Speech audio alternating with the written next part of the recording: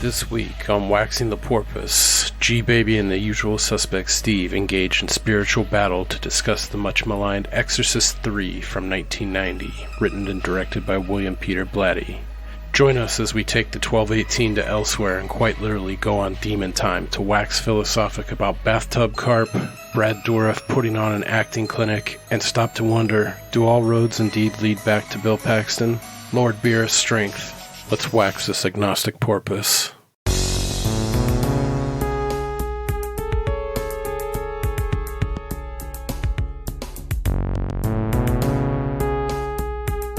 Chase, don't do that.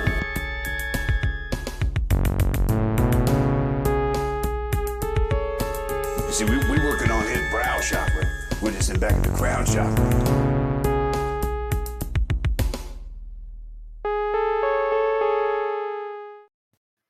All right, welcome to Waxing the Porpoise. We're back again, continuing the Ode to Halloween. This time we're going quite a bit darker into the possession, some devil shit. We got The Exorcist III, made in 1990. And this is episode 27 now, I believe. So tonight, you got myself, Jim, G-Baby. G-Funk. And, of course, the usual suspect, Steve. 3/4 of this is inaccurate. How are you doing, friend? Doing good, man. I think I told you my brother had his kid a few days ago, so I'm officially an uncle. Oh, yeah, right. Congratulations. Yes, Mazel Tov. L'chaim. Yeah, I actually got a card. Got a feeling. I actually got a condolences or congratulation card from Jim, and I thought it was really strange because in the end he wrote, you know, I'm happy for you, even though this means there's one more Jew in the world, which I thought was a little inappropriate, but I appreciated the sentiment, I guess. Just kidding, he didn't do that. I'm Jewish, I can say that. I reckon you better suck these balls. I was like, where is this madcap going with this shit? Yeah, and I hate children, babies of all kinds, but he is a cute little bastard. How big a boy are you? How big is he? 8 pounds something. Oh, nice. Yeah, it sounds like she did creature. Yeah, sounds like she did it all natural, which is unfathomable to me. So, hell yeah, dude, that's awesome. Yeah, totally. Yep. Not to one up or anything, but my wife also, she's had both our kids, our two kids were all natural, and I only say that to emphasize it is fucking stupid. Well, like, your I don't boy was understand. like 23 pounds at birth, right? No, he was like 9 pounds 7 ounces, but he looked like 13 or 14 pounds coming out. Yeah, he's just a dense, like, built like a fucking ottoman. There's that episode of Friends where she's making Joey the turkey that he has to eat on his own, and it's like 24 pounds. He's like, that's like me when I was born. Is that the You Are My Everest? Yeah. When he gets towards the end? Okay, yeah. And before dinner, he comes in eating a bag of chips, and she's like, what are you doing? You're going to spoil your appetite. He's like, let me explain to you how the human body works. Doesn't he talk about how, too, that's him making room? I don't remember. At some point, too, I think, doesn't he put on pregnancy pants, too? He's like, your stomach's like a muscle. You got to stretch it out. Yeah. Cool. Well, congratulations. Yes, thank you. Newly minted uncle, and congrats to the fam. That's awesome. Yes. All right. Anything else in the world of Steve, or anything out in the world you want to talk about before you hop into this? I got one thing, but yeah, just real quick. If anybody wants some like real life entertainment, the trial of Daryl Brooks just started, or Darrell as he prefers to be called, and he like scolded the judge for calling him by the wrong name. You may remember in November of last year, this is the guy who's accused of driving through that Christmas parade in Waukesha, Wisconsin. Oh yeah. So this guy is fucking bonkers, and his trial is starting right now, and he has decided to represent himself, which tells you how fucking stupid he is, and they're letting him do it for now, which I don't know how much longer it's going to last. So he's representing himself, and he doesn't know anything about the law, so that's been pretty funny so far. But also, my favorite thing is he's one of these sovereign citizen people, which if people are not familiar, you may have seen YouTube videos of people getting pulled over and they think they have found like a cheat code that means the law doesn't apply to them.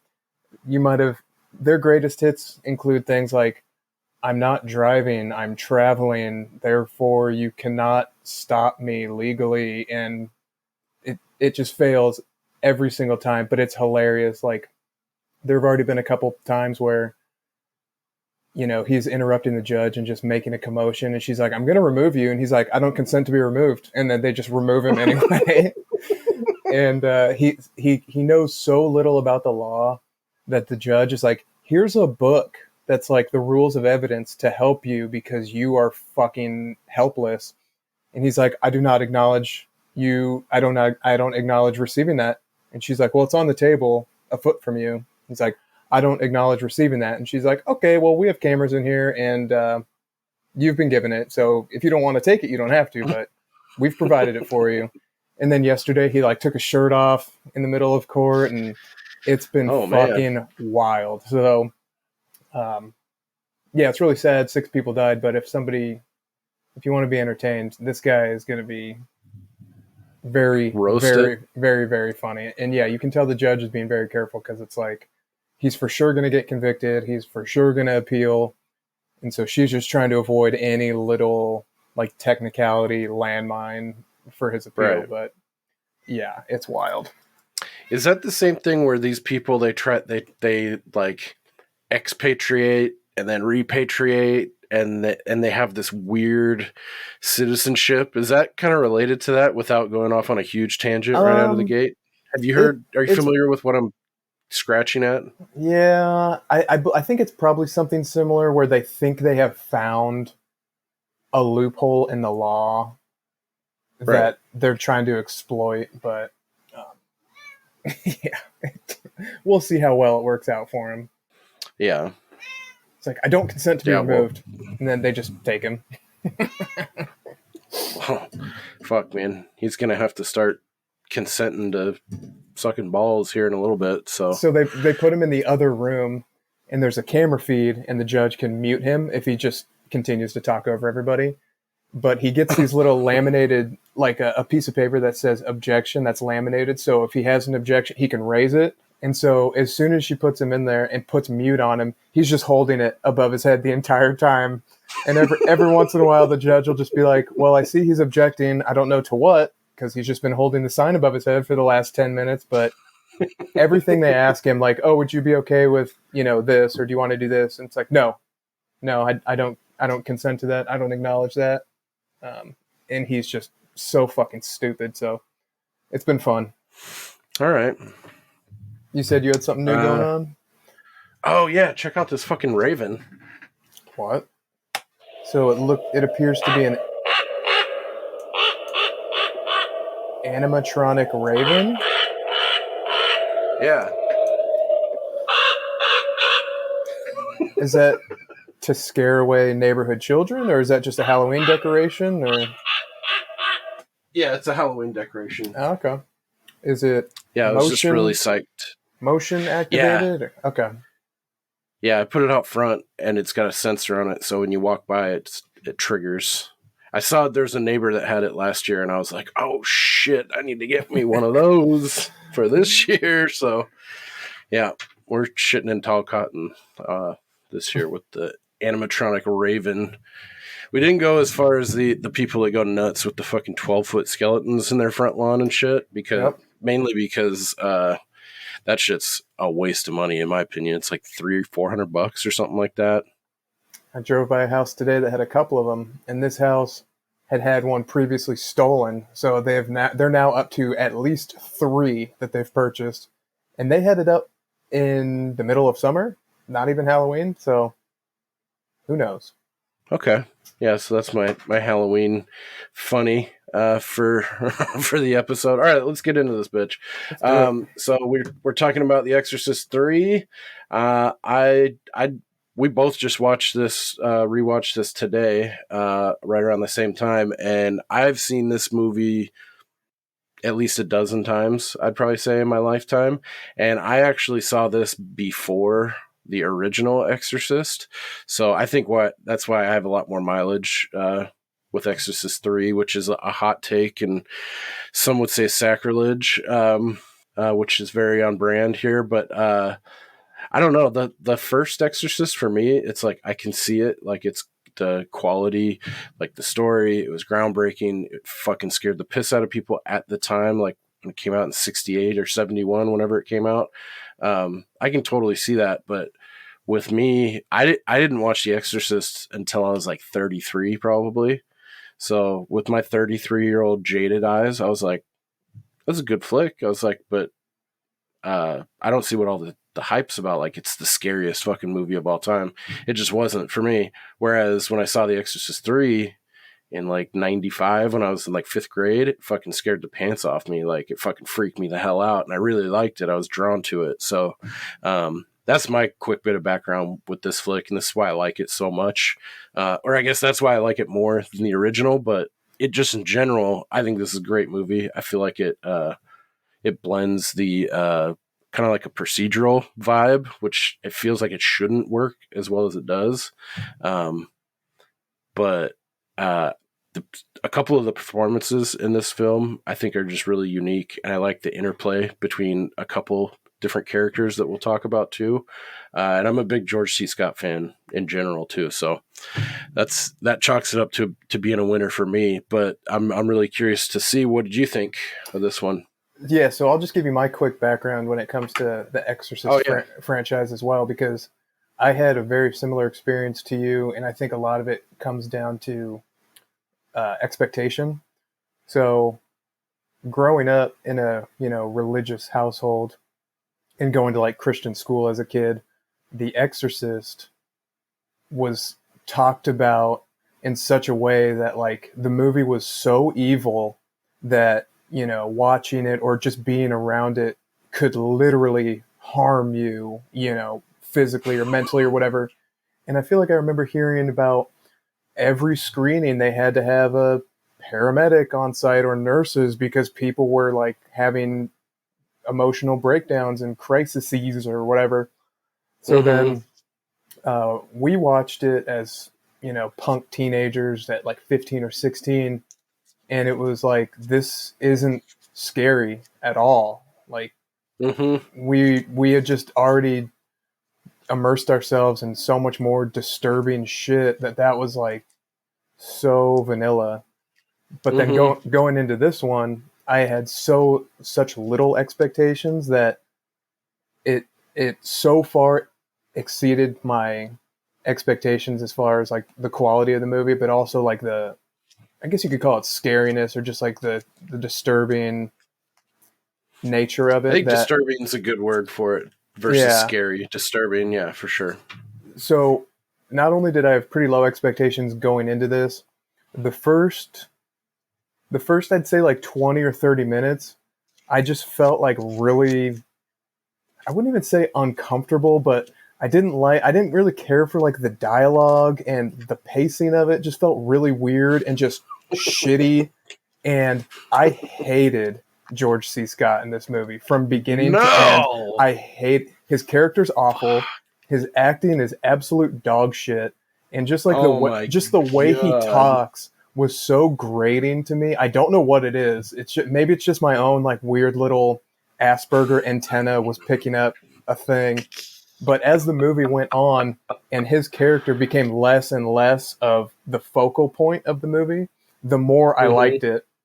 Because then there was a point where, 3/4 of the way through, I was like, wow, This is inaccurate. Yeah.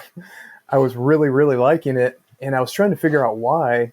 And then his character kind of comes back and becomes a little bit more part of the story at the point where I was thinking that. And I started to dislike that part. And so I was like, okay, this makes sense. Like, my favorite part of the entire movie, not scene part, but the guy who played the Gemini killer Yes. did such a fucking good job. I couldn't believe how great Yeah. that character was, and that's my cat. Fuck yeah. And just that actor, like, and I even started watching it even extra closely. Like, what is it about this guy that I'm just really digging? And I was kind of looking at it with a critical eye, like, all right, well, I don't know. That's just kind of how I am. Like, how can I pick this apart? And Right. like every scene he had, I was like, I'm fucking in. I'm so on board with this guy. Yep. And so, yeah, that was my favorite part of the movie. The first part with him and the father, I'm like, I don't care. Like, this is just really boring. And then they go to see the movie, and he's like talking about the carp and his mother-in-law, and it's like, I don't give a fuck. Oh, no, you don't like the carp story? No, I'm like, oh, I don't care. I haven't taken a bath in 3 days. Like, okay, let's go. Fuck you. I love the carp story is my favorite part. It's not my favorite. It's one of my favorite parts of this film, but God, I was hoping you were gonna like the carp. I was also hoping you would like George C. Scott. I'm actually pretty shocked that you didn't care for him at all. No, I didn't. I can't really even put my finger on it. It's just, I don't know if you would even call it like overacting or just the character I didn't like or what, but it was tough, and I was really, really happy when the focus sort of switched over to the Gemini killer and sort of going into that.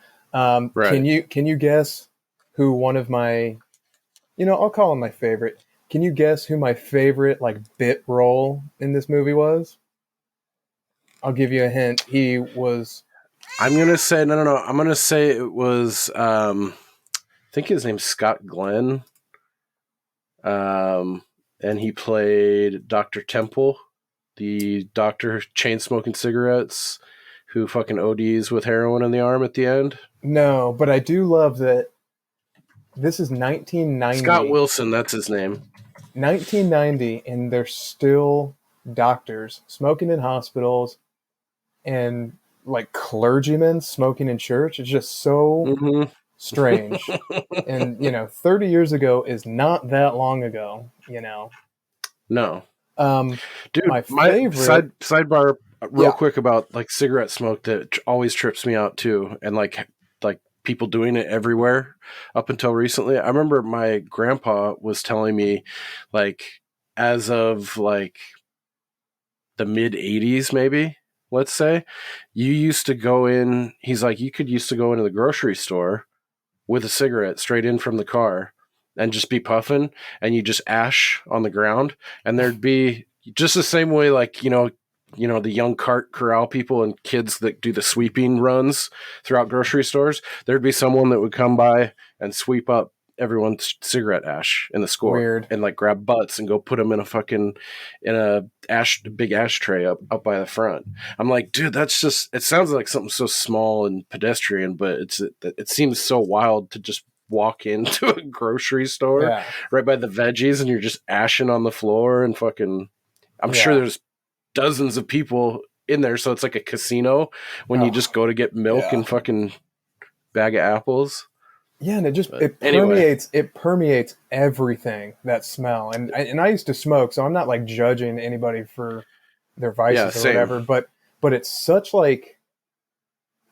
an offensive it's not like if somebody's a heavy drinker and it doesn't affect my life or whatever. It's like smoking directly affects every fucking person around you, and it's so obnoxious if you're not a smoker. Anyway, my favorite bit part in this movie is his name's Grand L. Bush is his real name. His character is Sergeant Atkins. He's the he's one of the other cops. I think he's the only black cop.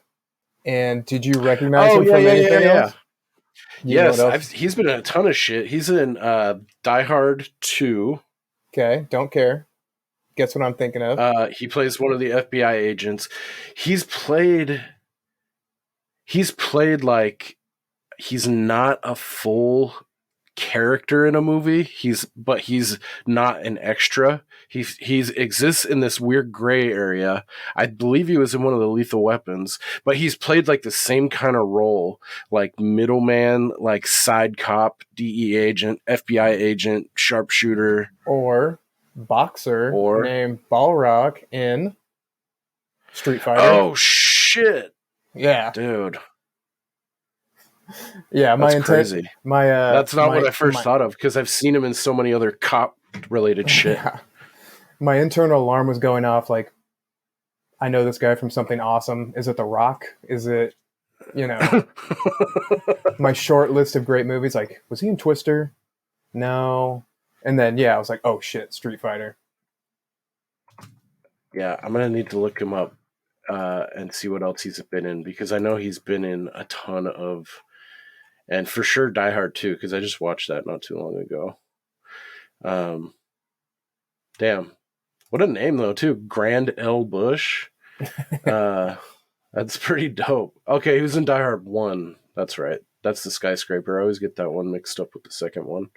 Yeah, so he's been in License to Kill. He played Hawkins. Let's see. Like we want to see early 80s.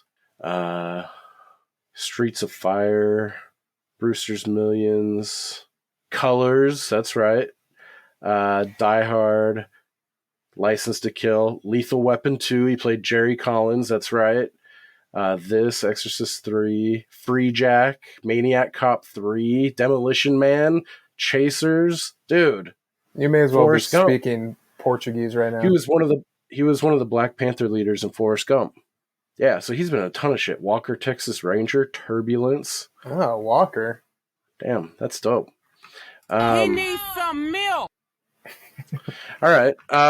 Damn, that was a lot to take in. I can't believe you didn't like anything. Not even that you didn't like George C. Scott, but like his performance in this. Let me back up though to the first 20 minutes you said you didn't like. I really liked that beginning a lot. Like with the quick, you didn't like the quick banter between him and his buddy, Father Dyer. No. The guy with the fro. No, I didn't care for that. I found them I really think like endearing, like a married old couple that have been friends for like 30 years that are just bickering and they're getting old but you can still tell that they care about one another, like that's his dear friend, like. Yeah, and I don't know if I could pin it into, was it the dialogue itself that was kind of just irritating me or him as an actor or what, but I was also struggling a little bit because I haven't seen the first Exorcist in 20 years maybe, and I never saw the second one. So when they're kind of going through this sort of flashback to the previous stuff, it's like, okay, yeah, I kind of remember this guy like falling down the stairs, and then like I couldn't remember the guy's name, so that could have been part of it, like me just sort of struggling with the story lead up or like the recap where it's like, I don't remember any of this shit. Can we just get to the actual, Right. and then once they got to the actual story of this one, I thought it was awesome. And with stuff like this, it's like, okay, even if you come up with a great story, it's tough to come up with a good ending for something that's like supernatural and unexplainable without it being corny or like overly simple. But I love the fucking ending of this one. Yeah. And I'm curious too, because I don't know what you watched this on, but I know there's a couple different versions. Oh, really? I did of not this. know that. Yeah. I don't want to get into it too much because I don't know enough to talk coherently about it, but I knew there were a lot of cuts between the theatrical and director's cut, and then there's one called like the Legion cut, I think, and it was like bootlegged for a while, and then it turned into one of these things where like the studios and shit finally got wise, and then they repackaged it and sold it, and so now there's another kind of cut, and I don't know what's being shown on all the streaming services and everything, but anyway, if we'll get there, but I think if it's the ending that I'm thinking that you saw, then yeah, I agree, it's super dope. But I watched it Yeah, on Peacock. Peacock. Gotcha. Yeah, it's wild. To me, I just thought the banter between him and Father Dyer and how they like it just felt kind of real. Maybe a little bit put upon like theatrical, but I just like their banter and their kind of relationship with one another. I really bought it. I wish there would have been like my only complaint, or just like a pie in the sky thing would be. I wish there could have been more Father Dyer in this movie because I liked his character. I feel like he gets snuffed out pretty quick, like within the first it was pretty quick. 20 or 30 minutes. Like some of the, and did you recognize this guy too? So in the beginning, when Father Dyer's like, he's just had a service or something and he's like in his back room and you see the young punk kid who's in like plain clothes. He's like jeans. He's got glasses on. Do you know who that is? Do you recognize him at all? No. And I thought that kid would have a little more significance. No, it just seemed like such an unnecessary scene, but I thought it was kind of getting at how like right away that Father Dyer is pretty snippy and like he's like, oh, I'm going to Philadelphia. He's like, speed kills. He's like, all right, get the fuck out of here. He's like, whatever. I'm not into the small talk and shit. But anyway, that guy, that's Kevin Corrigan, which you probably wouldn't remember offhand by name, but he is in. You'll probably know him from Pineapple Express. It's been a while since I've seen that. He's one of the hitmen, dude. He's got like a black goatee. What's his name? Kevin Corrigan. He's been in a few different things. That's the thing I think most people remember him from. He was also in Grounded for Life, I think. Oh, yeah. He played the brother, and he's fucking funny, man. I like that guy a lot. I never would have recognized that this was the adult version of that kid. Yeah. He's kind of like...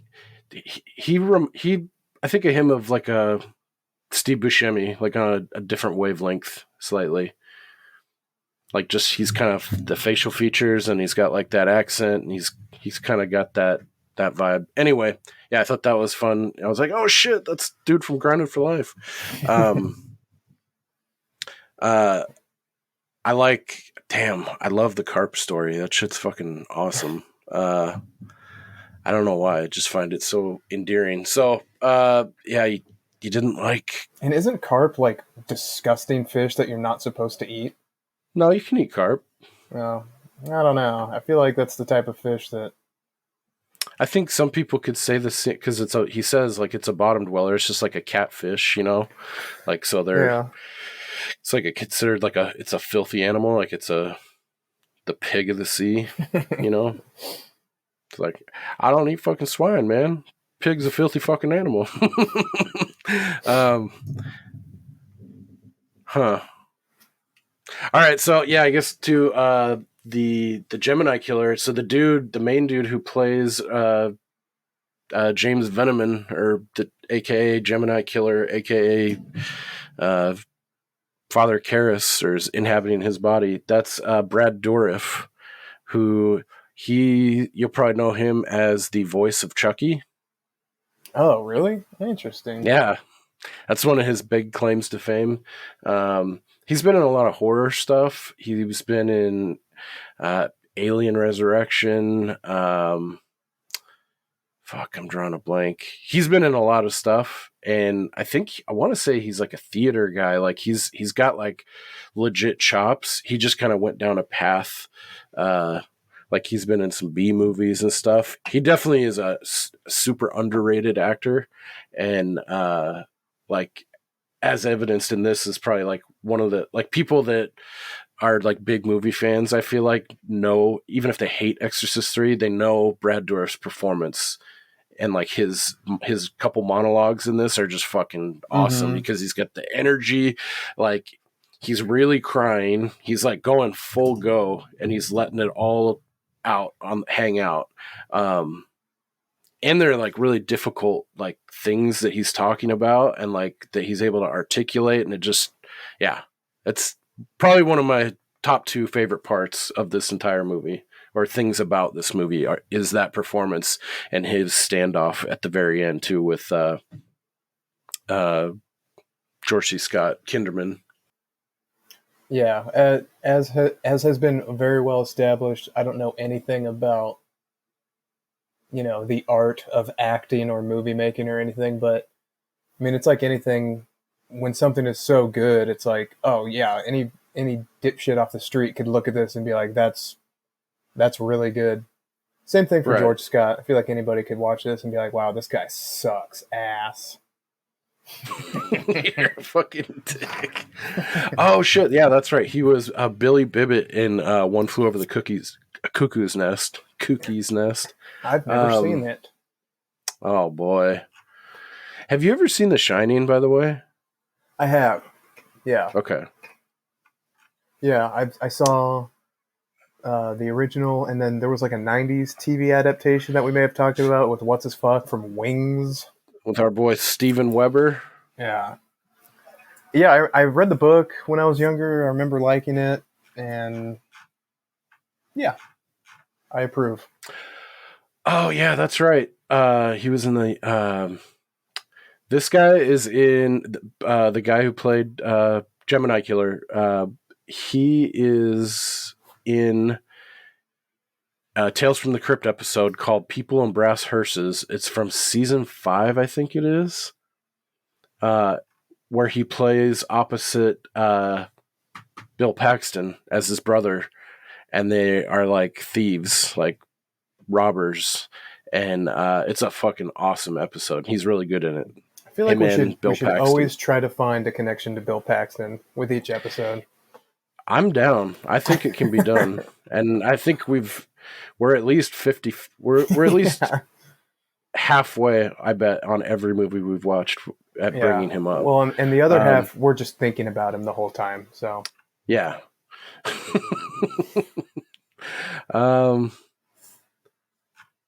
Yeah. Brad Dourif's awesome. Yeah, and I don't know if other movies do this, but when the first time the character like completely changes faces, and you're like, oh wow, there's like multiple. What the fuck? Yeah, because at first I was like, that doesn't look like the same dude, and then it becomes pretty clear, like, oh, this is two separate people in the same. I thought that was really fucking cool, but then again, I haven't seen a lot of movies, so it might be kind of a played out thing or not, but. No, honestly, I can't think of. I'm sure it's out there, but I'd be hard pressed to like think of one real quickly that has used this same kind of trope. But also going back to what you said about talking about like lack of context because it's been a while since you've seen the first one. I mean, I think they do a good enough job of Cliff's Notesing it, and I don't even know how important it is to this story. It's like to get enjoyment out of the movie and not feel lost, because I mean, really the first guy that you see, that Father Karras, they do that flashback where he falls down those steps. That's the very ending of Exorcist 1. That's when he gets Pazuzu, the demon, out of the girl into him, and then that's his shot. Like, he has this really tight window of like just letting it into him. He jumps out, kills himself down the stairs, because then the spirit's been released and then it can't reattach itself to someone like easily. So he's in effect sacrificed himself, drawing the demon out of the girl, and then it's like released back into the ether, and it's got to like regroup before it can start possessing and fucking with other people. So yeah, I didn't remember any of that. Okay. I probably should have done like a quick little once over of like what happened here and who and what, but it's okay. I don't think it took anything away from it. Yeah, I think the main story is like it's like a police procedural one where following George C. Scott, and then the old case, it seems like it's a copycat now because it's like 10 or 15 years later, and this so-called Gemini killer, who I guess they drew inspiration from the Zodiac killer. Shocker. For this. Yeah. And the guy who wrote the book, Exorcist III Legion, is the same guy who directed it, William Peter Blatty. I don't know how close it is to the book. I know the guy's a stickler and he's like really hard to work with. So I'm assuming he probably kept it pretty close to his, because that's what he wrote. But yeah, it becomes like that. The focus is on the Gemini killer and all this kind of weird shit surrounding it. Yeah. Which I liked that. I liked how it wasn't like a straight up like possession supernatural. Like it had elements of that, but then they were like talking about the previous case, the shit that they didn't share with the media, so they could weed out fucking crazies and calling or coming in and saying, "Oh yeah, it was me, the Gemini," like hiding details of like where the killer took appendages and shit and like made marks on the victims. I thought that guy who played that doctor was kind of a squirrely character. Like there's something about him that was kind of weird, that I liked the way he played it. And that old lady too, that was like, "Are you the radio man?" And she's like, and he's like, "Yeah." And she's like, "Can you tell me what's wrong with my radio?" And it's just, there's nothing there. She's pretending it's in her hands. And he goes and he looks down and he's like, "Oh yeah, I can see it." And then she's like, "That's how I know you're not the radio repairman." She's like, "That's my telephone." Yeah. That part fucking got me pretty good. But well, it seemed like for the first hour or so, or first half or whatever, like you didn't even know if it was a supernatural movie or if it was like, "Oh shit, we executed the wrong guy," and it's just a straight up like serial killer movie. And then they start peppering in some of these like weird supernatural things, but it wasn't too like heavy-handed or over the top, or I really liked the balance that they struck. What do you think all the crazy like neurology patients or whatever, they were fun. And what about that crazy ass dream he has and like the heaven way station? Yeah, that was wild.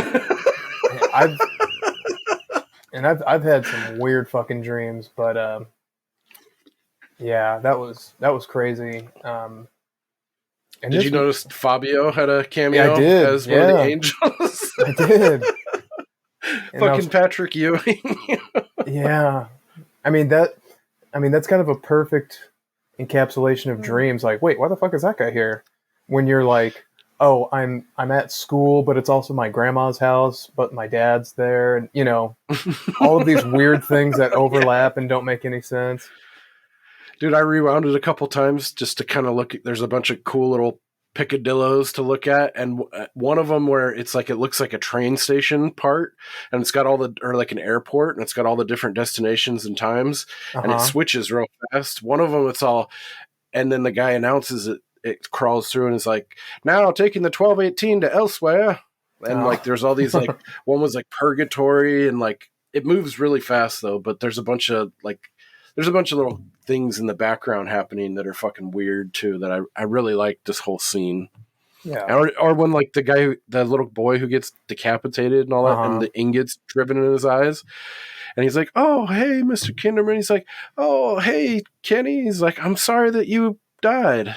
Yeah. And then just keeps walking. I'm like, dude, everything about this is just weird, like herky-jerky, like, where's it going? Dude, and this movie had some of the best fucking methods of murder ever. Dude, yeah. Yeah.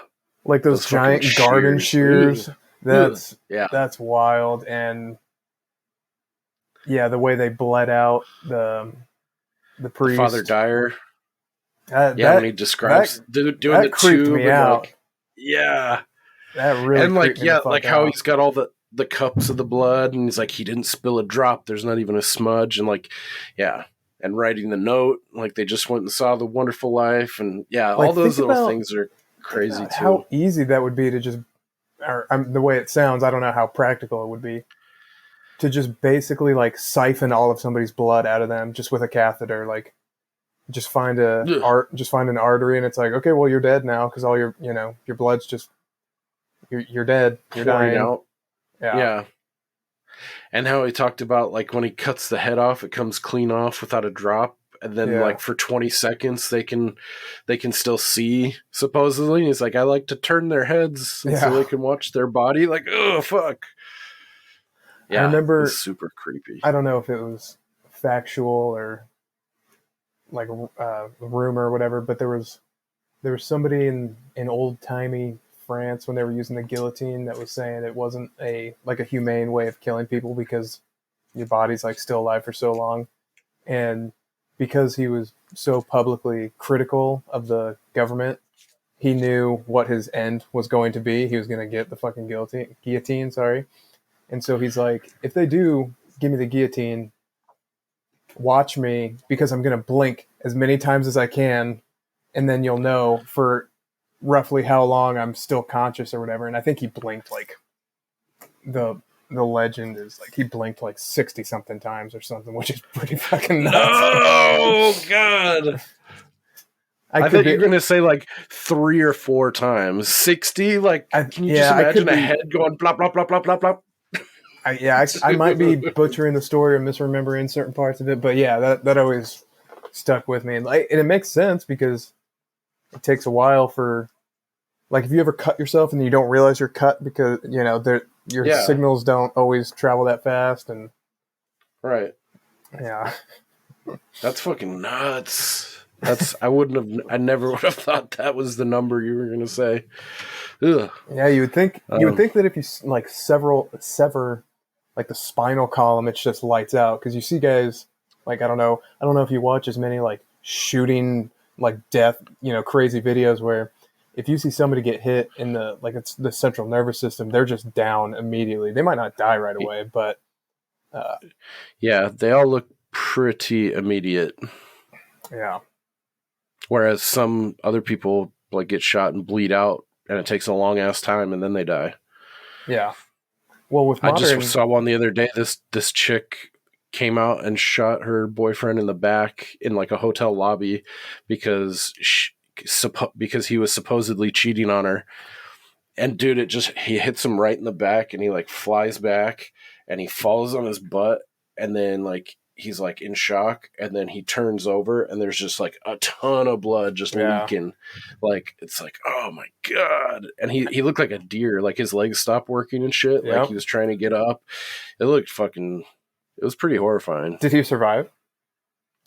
I think he did later on. Probably I think this is down in yeah, I think he did. I can't remember if we've talked about it on here before, but I'm sure you've seen it.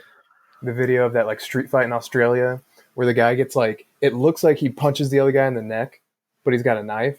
And the guy like just stands there and like grabs his neck. He's like stunned. He doesn't realize what's happened. And, but he hits one of these main arteries up here. And from the time he gets popped, like right in the neck, to him going down, it's like 10 seconds.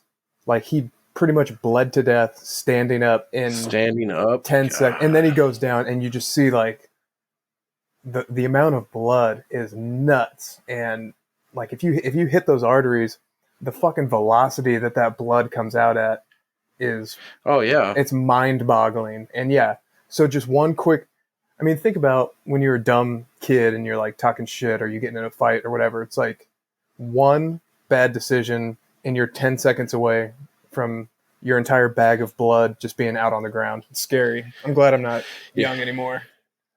Yeah, it is fucking freaky to think about that kind of shit. Thanks. This is unbelievable. Yeah, and then what were some other murders? He disemboweled that one chick and then filled her back up with rosaries. Yeah, with the rosaries. Oh, dude. Was that the nurse? Yeah, I think that was the one that has the creepy ass jump scare. What'd you think about that, by the way? Yeah, it was. I enjoyed it.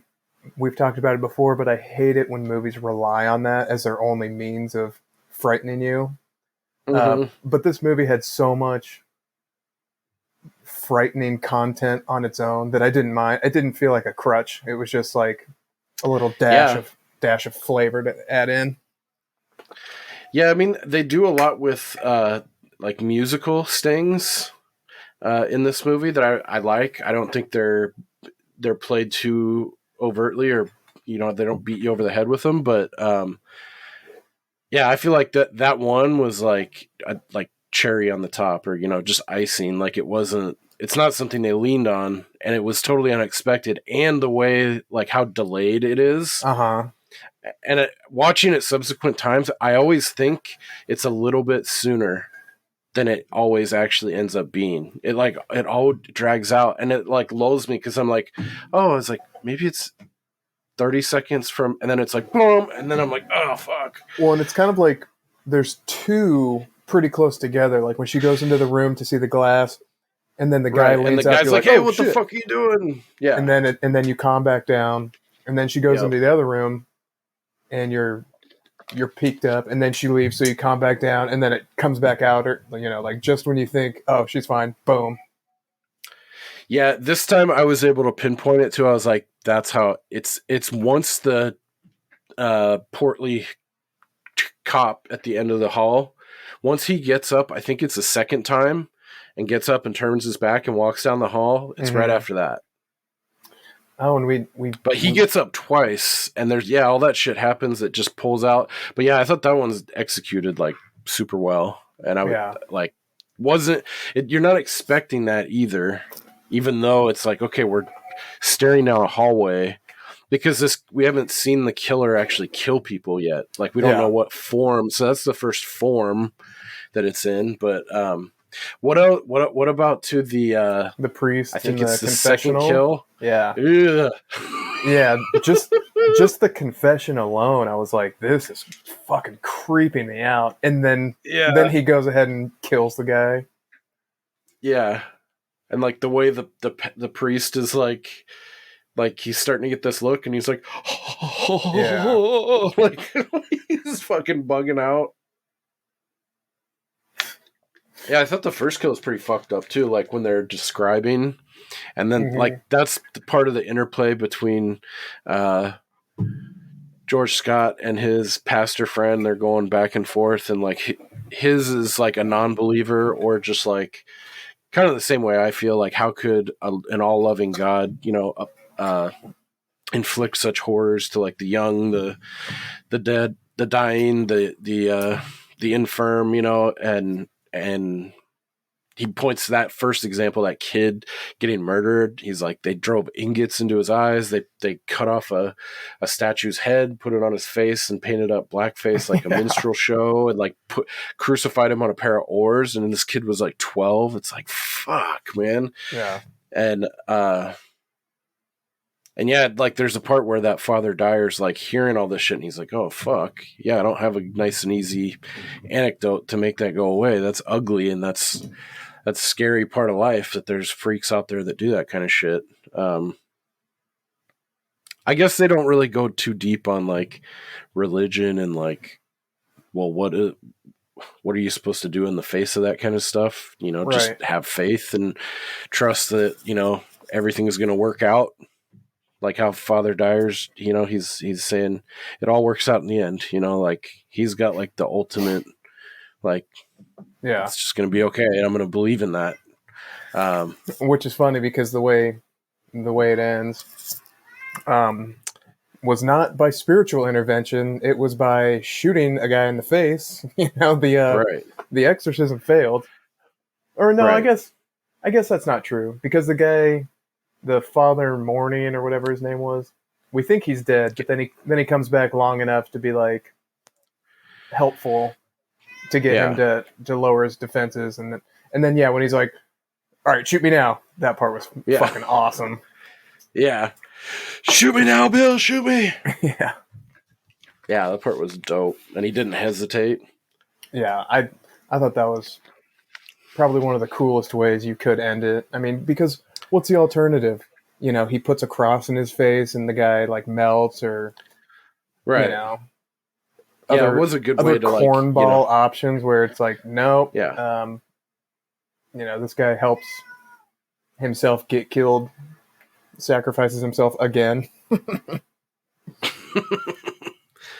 Yeah, that sucks for him, but yeah, I like that.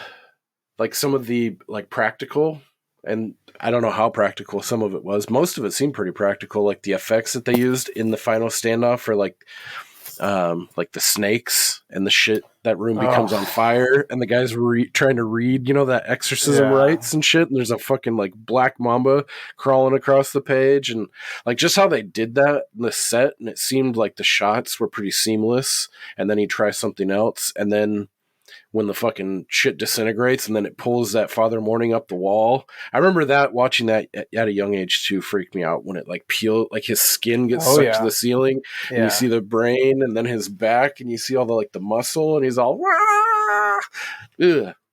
Yeah. That was... And when George C. Scott comes in at the end and like the lightning strikes and all the hands and like the little boy, Thomas Kintry, comes up on the cross, dude, that part was fucking, it looked really good for 1990. I feel like a lot of the practical effects in this hold up pretty well, really well.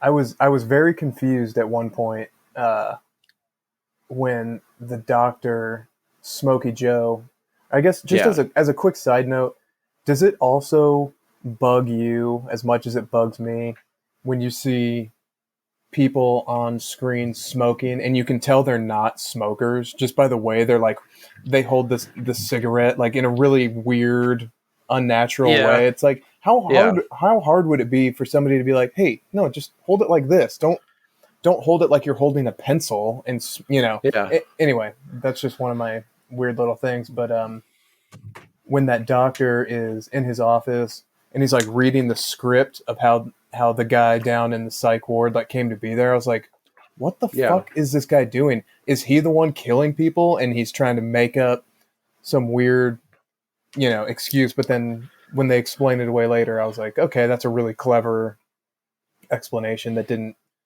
feel like too cheesy or anything. Yeah, he was just like fearful as shit that if he didn't do it right, the demon that he's what's the word? He's like his Renfield to this demon. He's like, if I don't do this right or fuck up, he's gonna like torture me for all eternity. And so, yeah, I could tell. But yeah, at the time I was like, why does he have notes? I was like, it feels really weird. Like, what's his angle? Yeah, what's he lying what's the about? role that he's playing in this? Yeah. But then, it comes out later. He's probably just scared shitless. And I mean, because he can't handle it at the end, he fucking just ODs and takes himself out. Which I don't know if that part hurt. I guess it explains away like how this reincarnated Gemini killer was able to get out. Like he had to have someone that could, finagle that, like, so he could get out and kill people. But what about that creepy ass nurse? Yeah, I didn't care for her. I hate her. Yeah, and I know she was trying to play a part, which I get. But, I mean, even just beyond the way you're supposed to view her, I was like, I don't know, she just was bugging me. Yeah. Yeah, I hate the character and the lady, like, the way she acted it I don't know, maybe it was good for the story, but that's what they want you to feel, and you don't trust her. But the thing is like, she had to have been in on something too, because they show her at the very beginning with that other old lady that comes back later in the movie and tries to shear George C. Scott's daughter's head off. Those two are spotted at the very beginning, and it shows them kind of like looking weird off to the side, and then that first boy gets killed, and they talk about that, and then very quickly after, the priest gets killed in the confessional box. But that main lady, the weird lady at the hospital that fucking George C. Scott gets pissed off and yells at, that's probably my other favorite part too, is when he fucking gets pissed like 3 or 4 times. Like when he tells that dude, he's like, shut your mouth. Yeah, I hated that. Or when she's like, look in the file. And he's like, it is not in the file. Like, yeah. I love his explosions of rage in this movie. They're so good. That's funny. I could not be any further away. Those were my least favorite moments. Oh man, but I loved them. But when what's his fuck, the Gemini killer sort of hints that he's going to go after his family or whatever, and he goes to call his wife, and the line's busy, and it flashes to the Yes. wife answering the phone. That might actually be my favorite part of the entire movie. When the line's busy and the wife's like, "Oh, he's going to send a nurse over," and it shows that creepy ass bitch in the back of the cab, like, "Oh fuck." Yeah. And then when she almost gets her too, like, ugh. Yeah. Dude, yeah, that part, because it's crazy. That part creeped me out, I think, the most as a kid. And there's no blood. Nothing happens in that part. Yeah. There's no, like, gratuitous. Just the way, like, the grandma jerks, like, grabs her by the ponytail and jerks her head out of the way just as those crazy, weird-looking, like, cartoony garden shears are, like, snapping closed. Like, ugh. Oh, was it the grandma that pulled her away? For some reason, I thought it was the other cop that he brought with him. No, it's the shit. grandma. I did not notice that then. Way to go, grandma. Yep. Yeah. Yeah, she's the one that brought the carp. Excuse me. Yeah, I liked when he gets pissed, but I also, there's a couple lines, I'm sure you're probably on the same wavelength, the Gemini killer, when he gets super crazy at one point, and then he turns and he's like, gracious me, was I raving? Like, Yeah. there's a couple like really subtle comedic, like darkly comedic things, and that's one of them that I love, that adds even more to that performance. Like those little, the way the emotional range is crazy.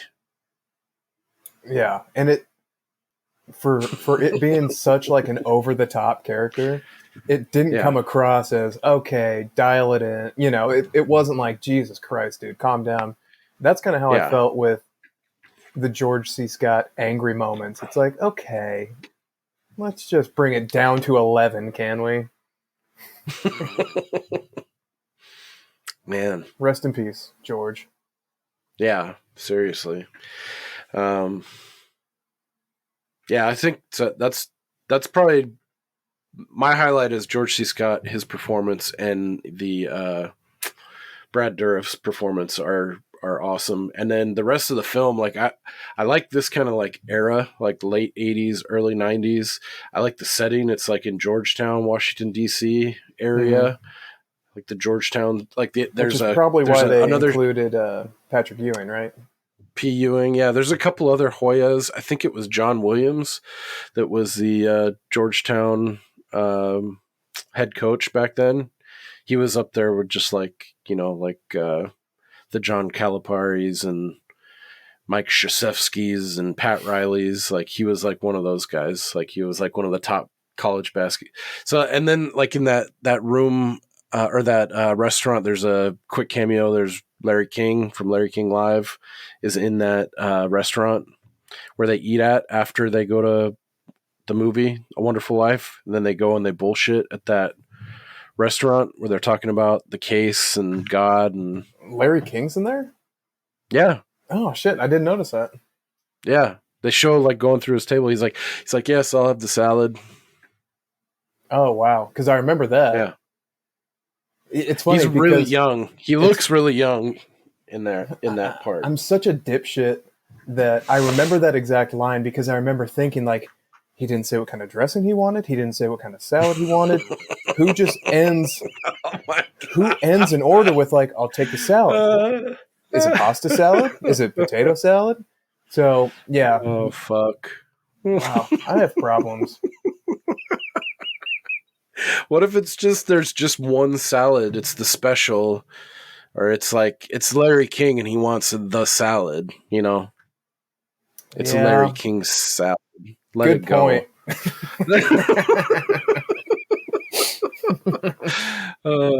Another line that I like what the Gemini killer said. He says something really fucked up and morbid, and then he's like, it's the smiles that keep us going, don't you think? Like, dude. Yeah. Just like punctuated. Ugh.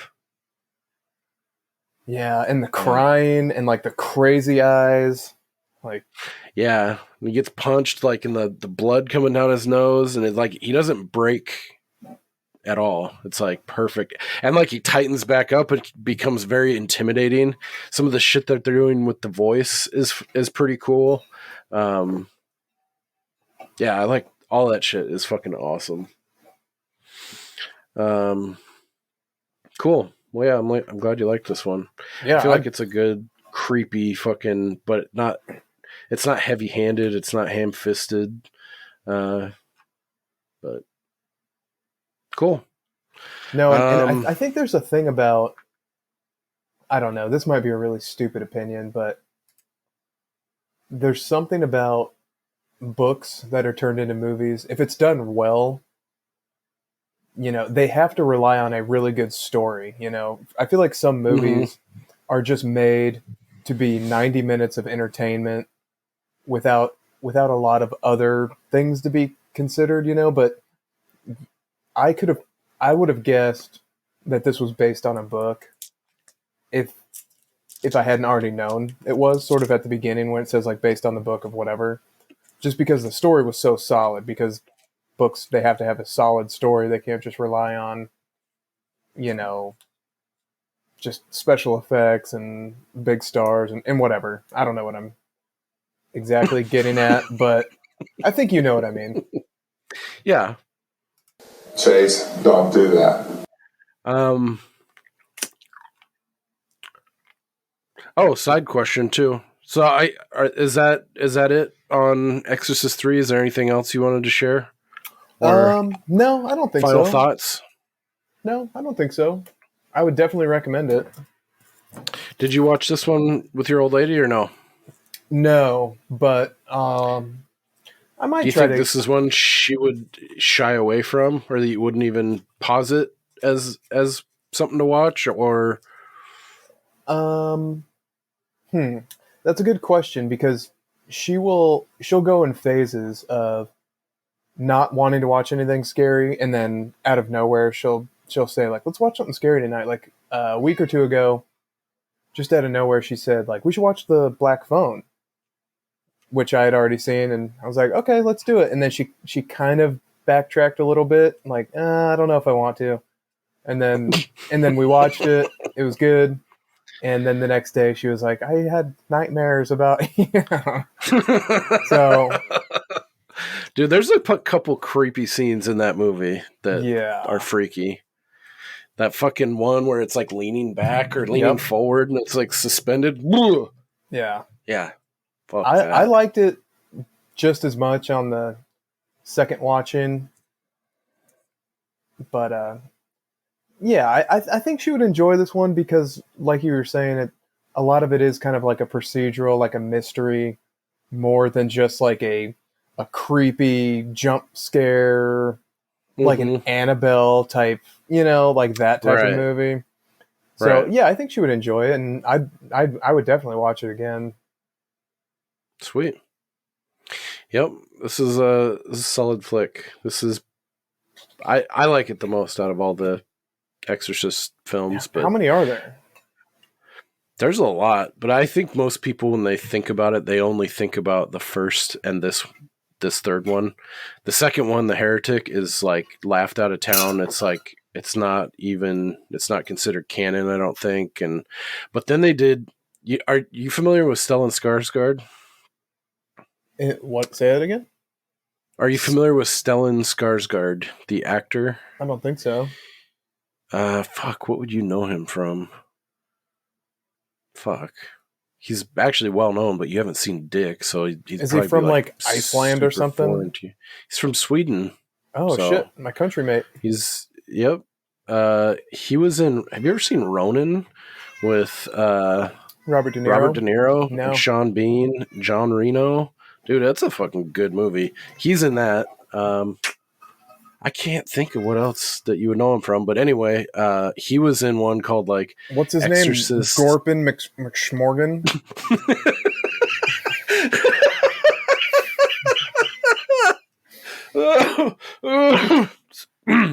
Just getting over sick, dude. That fucking felt it hurt, but it was funny.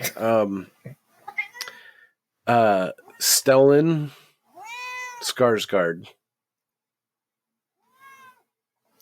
All right, let's see this guy. His sons are probably more famous than him now, but oh, you know what? Bill Skarsgård. Funny connection. I don't know who he played in this, but it shows one of his credits as being Chernobyl, which Oh yeah. I actually just watched, and it's a funny story because our friend Josh, a week or two ago, was just telling me like, "Oh, you've got to watch Chernobyl. It's great. Uh, just rewatched it, love it, great." And it reminded me that a year or two ago, or no, it's got to be like 3 years now. When Jim and I still worked together, there was a gal who came out, a sales gal who worked for like I can't even remember what, but like a supply company, you know, and she was like a sales rep, so she was young, cute, and stupid. And she was there for like an hour and a half, and I don't know, 86 and a half minutes of the time she was there, she would not shut the fuck up about Chernobyl and how great the show was. Oh my And god. I kept trying to like steer it back to like, I have shit to do, you know, can you just try to like tell me what you're trying to sell me and we can go from there. And she just kept going on and on, and it was so funny because then when she left, I was like, okay, well, send me quotes for the prices you're telling me on these products or whatever. Never heard from her ever again. And so then, you know, fast forward a few years, our buddy Josh is telling me about Chernobyl. And I'm like, oh shit, I forgot that idiot girl would not stop talking about it. And so I just watched it like this last week, and it is so fucking good. Have you seen it? No. Dude, it's only 5 episodes. They're like an hour each. I don't Yeah. want to oversell it because I know that sucks. It's really good. I've heard it oversold or sold like crazy. I don't doubt it. It's just I don't know if I want to get that depressed. I have to be in a special kind of Blue Monday to want to watch something like that. It's not. So the first episode, me and the missus watched together, and she kind of tapped out. Like, I think this is a you alone type of show, which is fine. But it gets so much better after the first one.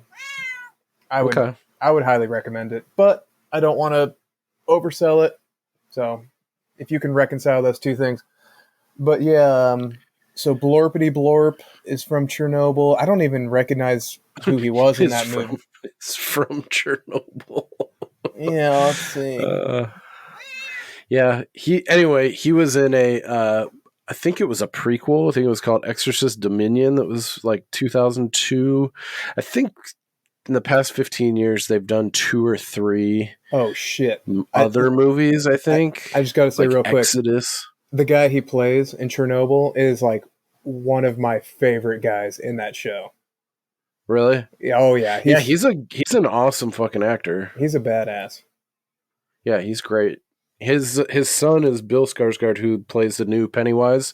Oh shit! It. Okay, yeah. He's been in a couple other things, and then his other son is Alexander Skarsgård. Who, dude, have you seen The Northman? No. Dude, that just came out I think last year, directed by Robert Eggers. That's the Northman guy with Nicole Kidman, Ethan Hawke, a couple other folks. Anyway, Alexander Skarsgård's in that. He plays the main role. The Northman's fucking badass, and it's all Scandinavian and Nordic and shit. It's right up your alley. It's fucking awesome. But yeah, that's his other son. So, yeah, I haven't seen anything beyond Exorcist III, but I heard they did a show I think a couple years ago that people are pissed got canceled. I think they did 1 or 2 seasons, and a lot of people liked it. I watched a couple episodes and they were pretty creepy, but I didn't stay up with the show. But okay, well I think that's it to wrap up Exorcist. I feel like there was something else I was going to ask you, but I forgot. Rats. Oh yeah, just a quick. I don't have a colloquial corner or anything else, but one that I enjoy that you've used pretty sparingly, I think, to great effect is, where did you get the put my balls to the bandsaw? saying. Where did you get that from?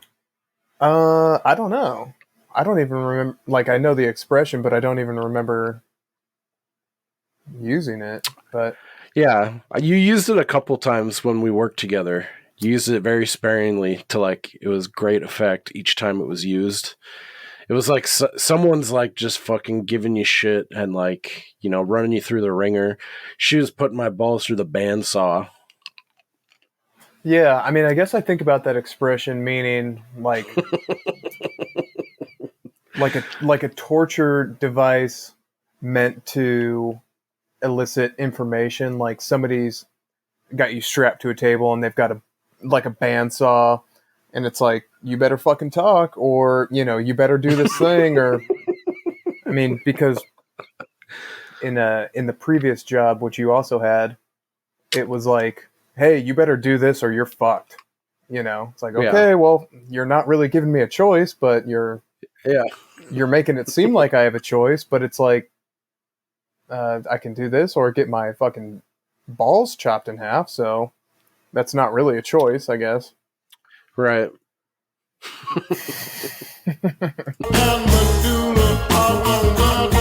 Oh, God. All right. Alrighty. Well, I think that's going to do it for this episode. If you guys have any questions for us or you want to reach out about anything, you can reach us at waxingtheporpoise.com, or you can reach us on one of our socials. Instagram is Waxing the Porpoise, and Twitter is at Waxing the Porp. Let's see. Just a quick plug for me. I'm going to be